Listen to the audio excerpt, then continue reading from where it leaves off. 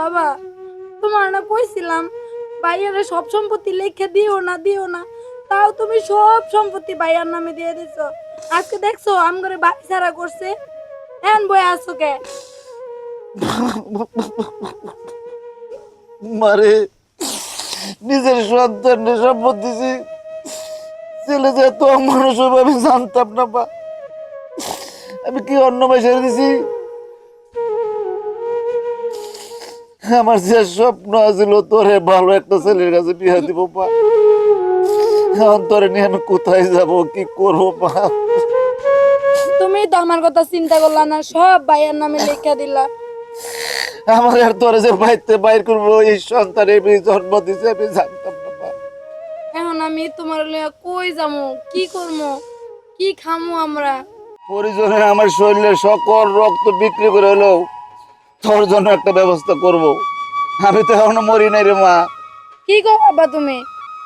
বাবা তুমি সে কালকে দুপুরে খাইছো, এই পর্যন্ত না খাই আছো। এখন আমি তোমার নিয়ে কই যামু, কি খাওয়ামু, কি করবো? আরে আল্লাহ খাওয়াবো। কি ব্যাপার, তোমরা এনে বই রয়েছ? আমি না তোমার অনেকক্ষণ আগে বাড়িতে বার করে দিলাম। ফকির মিসকিনের মতো এলাকায় যে ঘুরঘুর করতেছো, আমার কি মান সম্মান থাকবো? হ্যাঁ, এই এই তুই তুই হেরে নিয়ে এনে বই রয়েছিস কি লিখিয়া? তোকে দুইটারে আমি বাড়িতে বার করে দিছি। একটা সেকেন্ডের জন্য যদি আমি এলাকায় তোকে দেই তাহলে তোর কিন্তু খবর খারাপ আছে কই দিলাম। এই বুড়াই, তোরে আমি বাড়িতে বার করে দিছি। তোর কোন শরমে তুই এই এলাকায় আনো রয়েছ? এলাকার মাইস যদি দেহে যে অমুকের বাপে এলাকায় ফকির মিসকিনের মতো ঘুরতাছে, তাহলে কি আমার মা সমান থাকবো?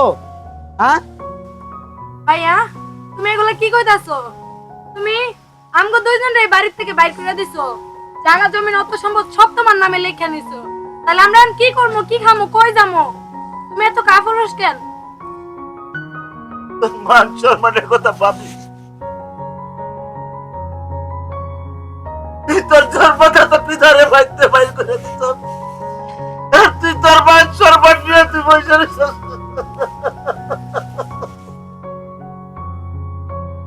বাবা কান্দো না, ওর সব ধ্বংস হয়ে যাবে। নেকা কান্না শুরু করছেন? হ্যাঁ, এখন নেকা কান্না করলে এই এলাকার বাইরে যা করবেন, আমাকে এলাকায় যেন নেকা কান্না হয় না। আর হনেন, এই সয় সম্পত্তি মালিক কিন্তু এখন আমি। যা করা না আমি করুম, আমার ইচ্ছা। কারে আমার বাড়িতে রাখুম, কারে বাইর করুম, সেটা আমার ইচ্ছা, আমার সিদ্ধান্ত। মানে সাফ সাফ একটা কথা কয়ে দিতেছি, আজকের পরেতে যেন আমি তোরে আর তোর বাবার জন্য আমি এই এলাকায় না দেখি। আর যত সয় সম্পত্তি দেখছ না, কি গো ভাইয়া তুমি? বাবা আমার তোমার বাপ না? চুপ কর, মুখে মুখে কথা কস। আর যত সয় সম্পত্তি দেখছ সবকিছু আমি বন্ধক রাখিয়া আমি বিশাল বড় একটা ব্যবসায় হাত দিছি। আমি অমুকা কোটিপতি আর তোর অবিকা রাস্তার ফকির নি। হন, আজকের পরে আমি যেন তো করে যেন আমি এই এলাকায় যেন না দেখি। এই মুহূর্তে এখনই বাইরে যাবি এই এলাকা থেকে।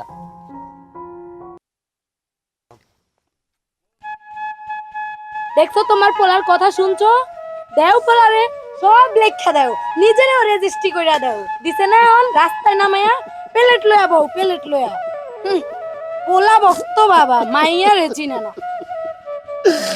মারে তুই যদি তোর মতো আর একটা মেয়ে জন্ম দিত, তুই আসলে আমার ডাইট পাশে ওই মেয়ে তোর ভাই পাশে।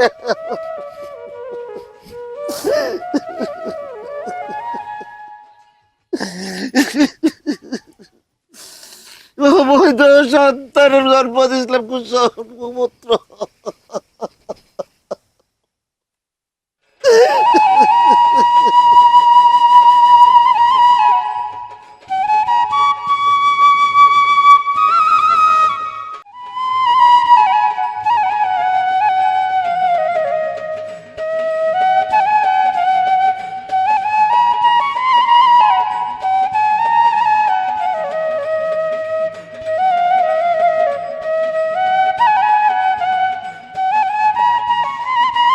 মারুপা, মারুপা, জি আব্বা।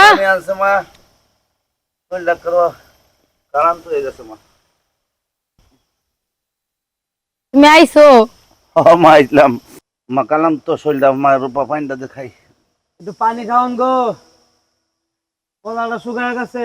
মা রূপা দেখছে বাড়িতে কে আইলো?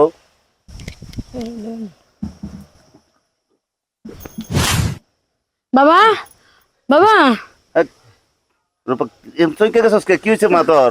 দেখো বাবা তোমরা তোমরা এনে কি করো?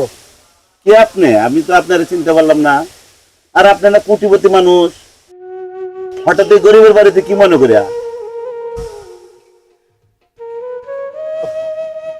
বাবা আমি তোমার হতভাগা সন্তান। না না না না, আপনার তো এই এলাকার মানুষ দেখলে শরম পাইবেন। আমি তো কোটিপতি মানুষ, আপনার বিশাল বড় ব্যবসা আছে না? আব্বা তুমি আমার মাফ করে দাও আব্বা।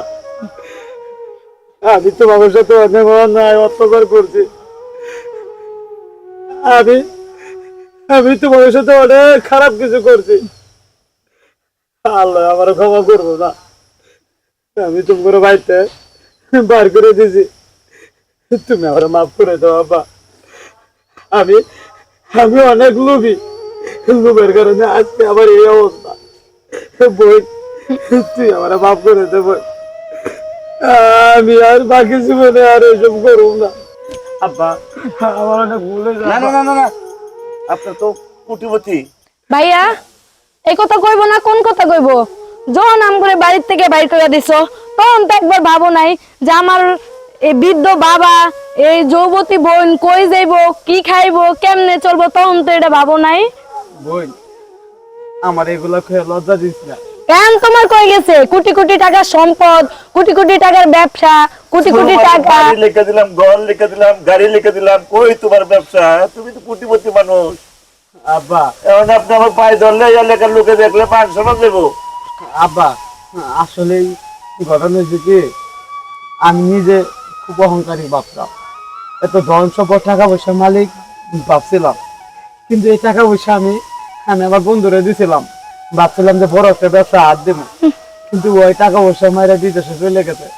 আমি এখন নিঃস্ব, আমার এখন কিচ্ছু নাই। তোমার তো থাকার মতো যাও একটা বাড়ি খুঁজে পাইছো, আমার থাকার মতো বাড়িও নাই। আব্বা দয়া করে আপনার পায়ে নিয়ে যাওয়ার একটু জায়গা দেন। আমি আর বাকি জীবনে কিছু করবো না আব্বা। আপনার উপরে আমি অনেক অন্যায় অত্যাচার করছি। আপনি যদি আমার ক্ষমা না করেন, স্বয়ং উপরে আমার ক্ষমা করবো না। আব্বা আপনি ওরা মাফ করে দিন আব্বা, আপনি ওরা মাফ করে দেন আব্বা, ওরা মাফ করে দাও তুমি। হতভাগা, এই ভুল করার আগে হতভাগা বাবার কাছে তোর পরামর্শ নেওয়ার উচিত ছিল। আব্বা আমি টাকা পয়সা ধন সম্পদ দেখে আমি অন্ধ হয়ে গেছিলাম। আমি ভাবতেও পারি নাই যে আমার জন্মদাতা বাজারে কোন কালে সাইডে পেয়ে যাইতেছি।